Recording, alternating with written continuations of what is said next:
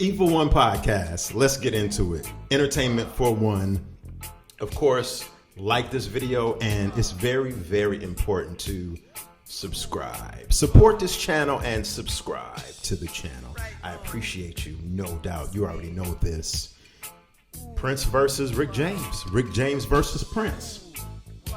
You know, I love my versus battles. I'm going to carry on the tradition on this channel in the future to continue to do verses. Even though Swiss Beats and Timberland don't do verses anymore, and that's a thing of the past, the Evil One Podcast, I will carry on that tradition of verses. All of my subscribers and all of my viewers, I want your comments. Flood the comment section on this vid. Flood it.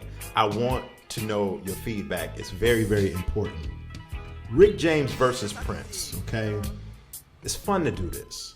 I was very, very hesitant in doing this because on paper, you really have to know your music, you really have to know your history, and you really have to know about the parallels and the path that these two artists took in the late 70s, 80s, and the competition and the rivalry that existed between Rick and Prince. A lot of people think it was Michael and Prince. True, indeed it was. But before that, it was Rick and it was Prince who had a strong rivalry. They really, really did. Rick and Prince trajectory really started in 1978, around the same exact time. And doing my research, I didn't really need to do that much research because I know Rick. I don't personally know Rick, but I know Rick's catalog, very familiar. And knowing Prince's catalog, very familiar. They really were releasing albums kind of like battling each other from, I want to say 78 up until 85. You know, they were both releasing an album every single year. In the case of Rick James, he released two albums in 1979. The first one was called Fired Up in 1979 and Busting Out of L7, the jail. But you has on the album cover, the dope album cover with the graphics, the cartoon album cover when he busting out of the jail in 1979. But that wasn't, his debut album. Let's just get into it. Prince released For You in 78. Rick James released Come Get It in 78. My born year, the year I was born. Two classic albums by two legends in the game was released.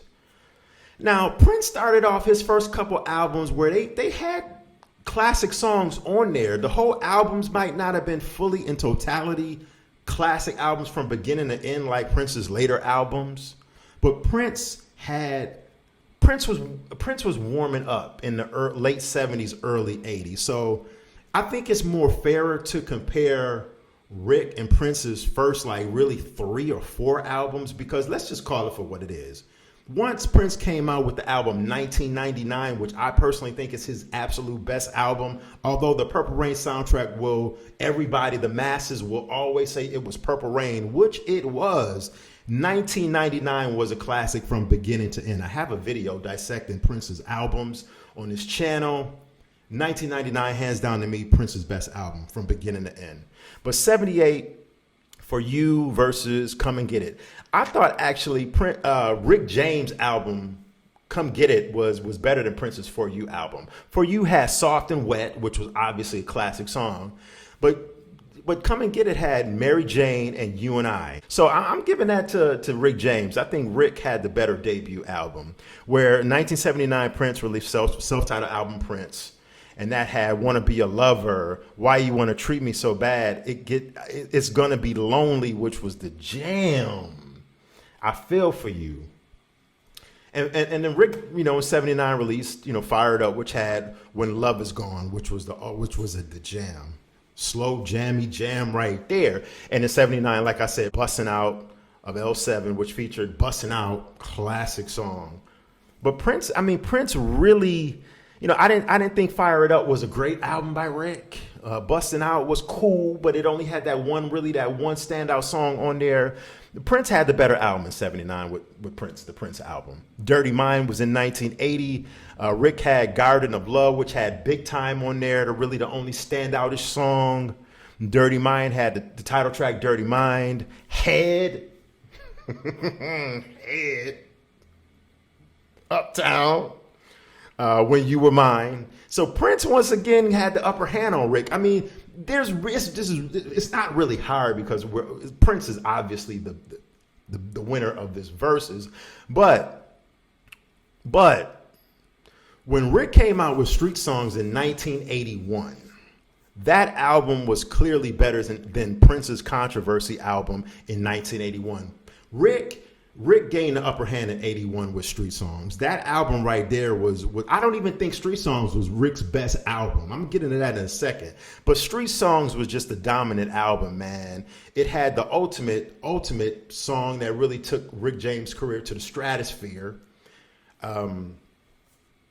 With Super Freak, Give It To Me Baby, Ghetto Life, Fire and Desire with Tina Marie. I mean, come on. That album was just crazy. Album of the year, R&B Soul 1981. I don't know if it really was, but I'm giving it to Rick. That album was untouchable. And then in 1982, it gets a little, Prince runs away with it, in my opinion.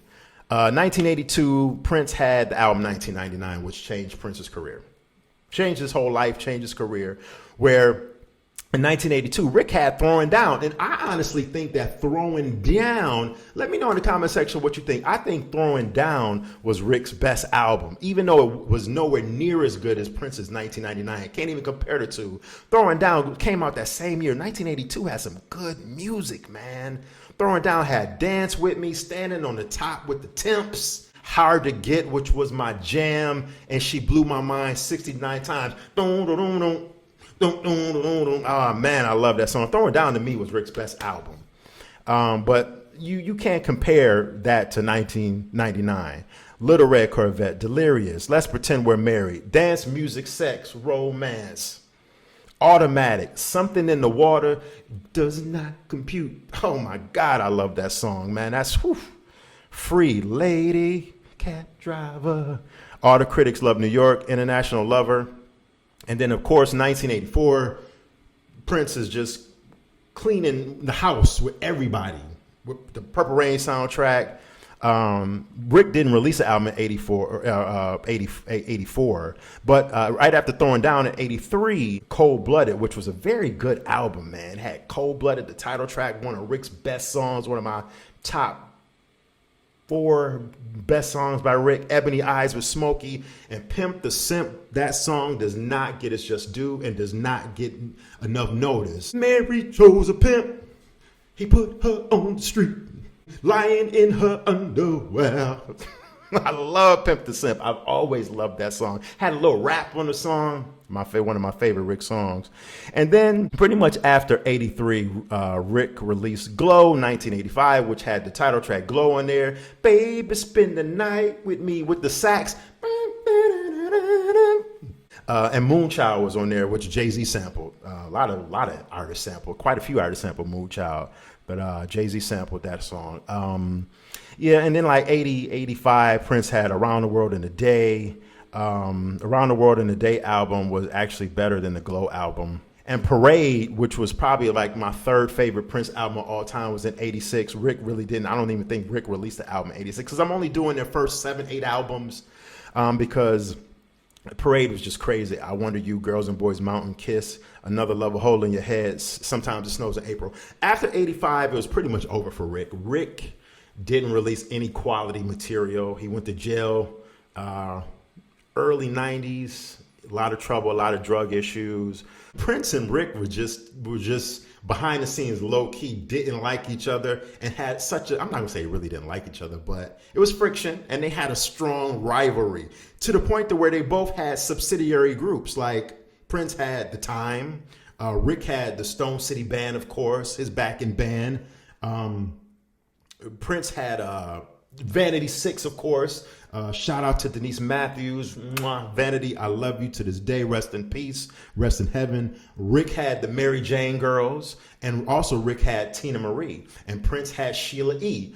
I mean, it was just, you could just tell the rivalry between these two was just so apparent. You know what I mean? Which subsidiary and side group was better? Well, Vanity Six didn't last that long. They only had like that one album. Then they went to Apollonia Six. But Vanity Six's album was not that great. It was okay. Besides Nasty Girl, Drive Me Wild, not really a great album. Mary Jane Girls had a couple albums. Mary Jane Girls just blew it out the water. Mary Jane Girls was by far the more superior group between them and Vanity Six for a lot of different reasons. Denise Matthews was beautiful, but Vanity Six really weren't that great singers compared to the Mary Jane Girls at all. Tina Marie versus Sheila E., that's debatable. Sheila E. was a percussionist, a drummer, a singer. Tina Marie was a hell of a singer, where Sheila E. did her thing. That's very debatable right there, but if I got to give it to somebody, Sheila E. is not touching Tina Marie's vocals. And the time and the Stone City Band, Stone City Band really didn't release an album and really weren't like the time whatsoever, even though they both were backing bands. So you got to give that to the time. But yeah, I would be remiss. Sadly, I had to throw this in there. But let me know in the comment section what you think. I think it's a wash. Rick was hanging in there with Prince, coming out with some real street jams, street anthems, but Prince just had those bigger hits and more impactful songs. And Prince was just Prince, man. He just took things to a whole nother level. And unfortunately, Rick didn't have that commercial and mass appeal like Prince did after Super Freak. But let me know in the comment section. Light it up. Let me know what you think. Judging off the first 8 albums, only the first 8, do you think that Rick had the better 8 albums, or was it Prince? I'm going with Prince hands down, but you might judge for Rick. Thank you for watching the Evil One Podcast. Until next time, peace.